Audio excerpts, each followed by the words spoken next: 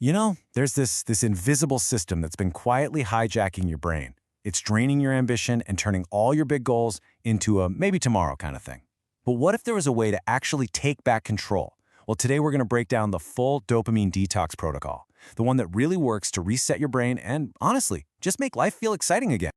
So, have you ever had that feeling where starting something productive feels like pushing a fridge uphill in flip-flops? I mean, you wake up, you've got these grand plans, but by noon you're just neck deep in distractions. Why is it so hard? It's a feeling we all know, but the reason for it might not be what you think. For years, we've all been fed this myth, right? That if we can't focus, we're just lazy or we don't have enough willpower. But the truth is actually a lot simpler and way less judgmental. You're not lazy, you're just overstimulated. And that's a problem we can actually fix. Okay, so let's put a name to the real villain here. It isn't some deep character flaw. The core issue we're all fighting is this state of constant, low-grade overstimulation that is literally rewiring our brains. And this is so important to understand. We always think of dopamine as the pleasure chemical, but it's really the desire chemical. You don't get the big dopamine rush when you get a notification. You get it from the anticipation that you might have one. It's that powerful little maybe that keeps you totally hooked.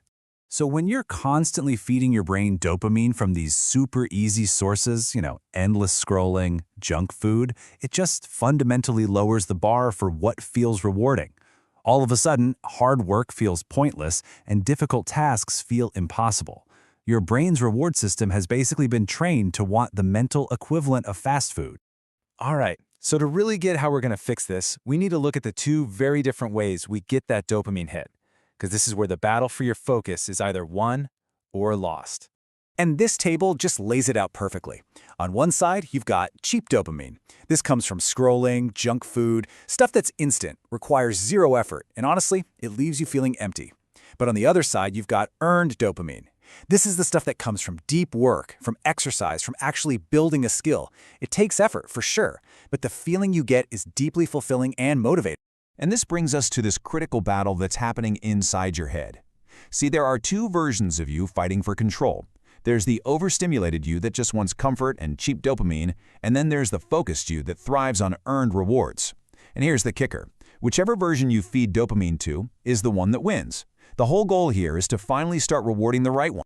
So how do we start feeding the right version of ourselves? Well, that brings us to the actual solution. Phase 1 isn't about restriction. It's about awareness and totally redesigning your environment.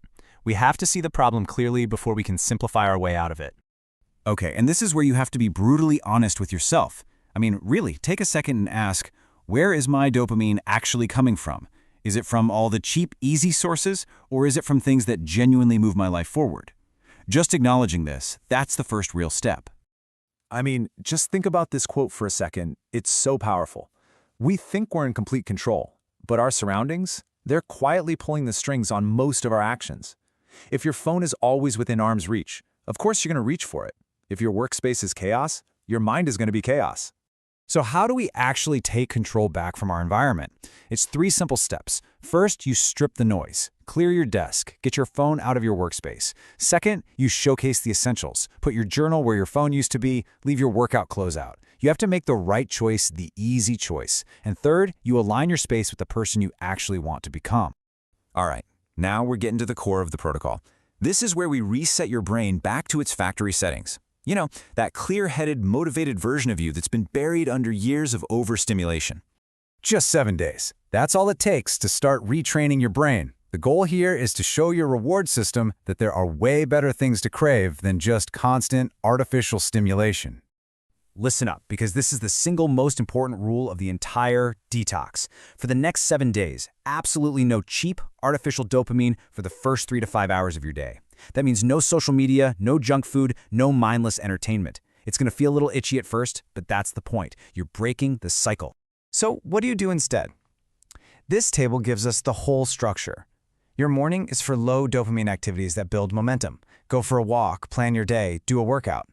Midday is for medium dopamine focused work. And the evening, that's when you reward yourself with the high dopamine fun. You're literally teaching your brain to associate dopamine with effort. Hard stuff first, fun stuff later. And to make this even easier, here are 3 little micro protocols. In the morning, do not touch your phone for the first hour, period. Midday, take a short walk and eat your lunch without a screen in front of you to reset your focus. And in the evening, cut out all screens 60 to 90 minutes before bed. This lets your reward system calm down so it's ready for the next day. Okay, now for the part that really ties this all together. Because this isn't just about strategy or tactics. The final, and honestly the most important phase of this whole transformation is about something way deeper. It's about dignity and self-respect.